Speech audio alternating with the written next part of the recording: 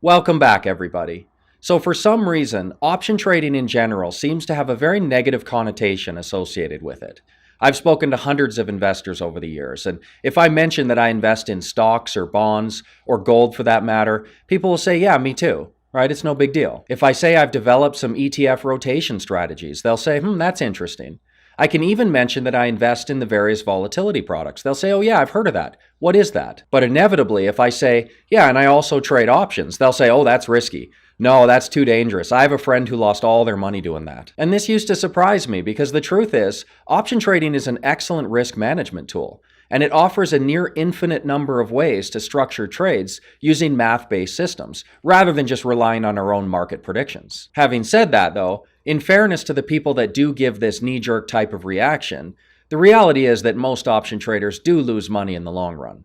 Perhaps if more people were successful with it, the perception would change.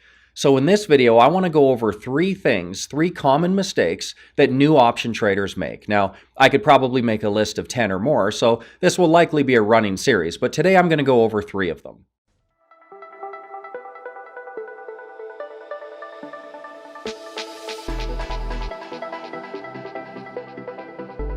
So rookie mistake number one, trading price rather than volatility. So often I hear traders talking about their strategies, and it usually boils down to some type of market prediction. Maybe they think the next iPhone is going to be a slam dunk, so they buy call options in Apple. Or they think the markets are overpriced and just about to collapse, so they may buy a put spread on the S&P 500. So while it's technically true that they are trading options, essentially what they're really doing is just making market price predictions and then using option contracts as the underlying trade vehicle. But in my opinion, option trading involves harvesting the volatility risk premium, which is the difference between implied and historical volatility, or profiting from the composition of the option Greeks, maybe capitalizing on Vega crush, or trying to capture some daily theta decay, maybe gamma scalping, or delta hedging. These are all examples, in my opinion, of option trading in the true sense of it. But buying call options on Apple because you think the stock's going to go up, why not just buy the stock? Or buying a put spread on the S&P 500 because you think a collapse is imminent, why not just buy an inverse S&P 500 ETF? And if it is the leverage, if that's what you're after, then there's plenty of double or triple leveraged products out there. You certainly don't need to use options to make price predictions. I don't believe anybody can consistently make market predictions with any accuracy.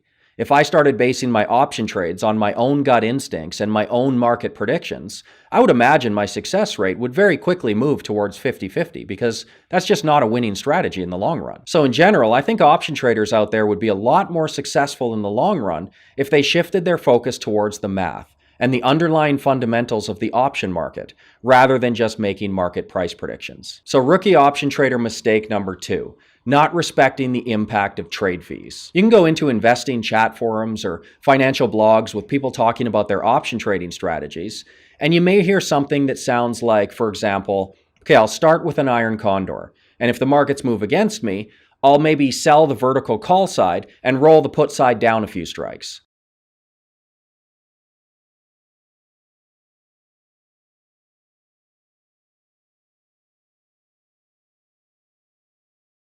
And if the markets continue to move against me, maybe I'll roll the puts out to the next monthly option expiration. And if the markets go against me again, I'll just roll the whole thing into an iron butterfly. Now, options lingo aside, the point is, it's just a constant churning of fees. Every new trade costs more money, and not a small amount either. With option trading, you not only pay to open the trade itself, but you also pay for each option.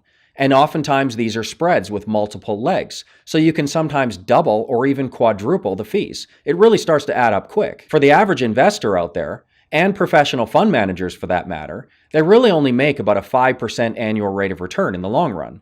So churning expensive option trades can easily eat away at most, if not all, of that potential profit, which is a huge disadvantage right from the start. That would be like tying your shoelaces together in a marathon before the gun even goes off. In my opinion, beginner option traders get so excited about all the possibilities, their mind goes in a million different directions, and they forget to just keep things simple and keep those trade fees reasonable. Option trading mistake number three is using one strategy for all market environments. Option trading is tough, and it can take a while to learn all the intricacies of a specific strategy. You have to learn about the risk-reward profile, the impact of margin, how it's going to behave in different market environments. There's a lot to learn.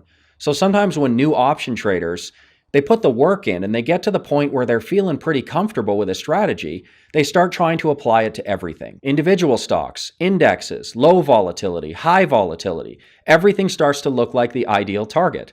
And I'm sure you've heard the old saying, when all you have is a hammer, everything starts to look like a nail. If your hammer in this case is a general understanding of iron condors, for example, then it's really tempting to just start slapping on iron condors in every market environment, every month, in every situation. But to be successful in the long run, we need a whole toolbox, not just a hammer. Every option spread out there has advantages and disadvantages. For example, you can buy calendars or butterflies in low volatility environments, but it's not a good idea to buy them when volatility is high.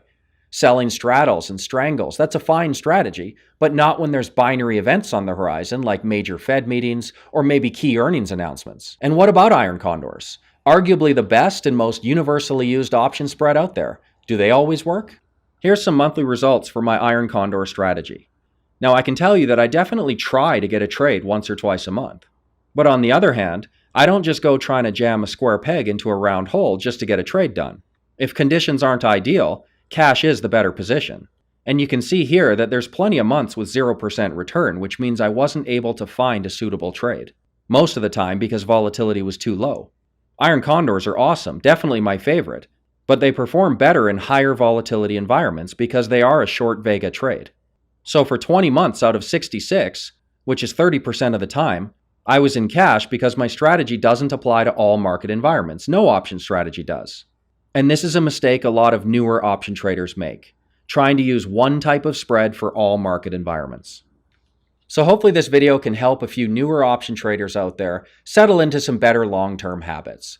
If used responsibly, I don't think option trading is inherently dangerous at all. And in fact, it could be considered safer because you can build the risk management right into the strategy. But there are some common mistakes and a few pitfalls here and there that newer option traders fall into, so keep these tips in mind. Trade the math rather than your personal market predictions.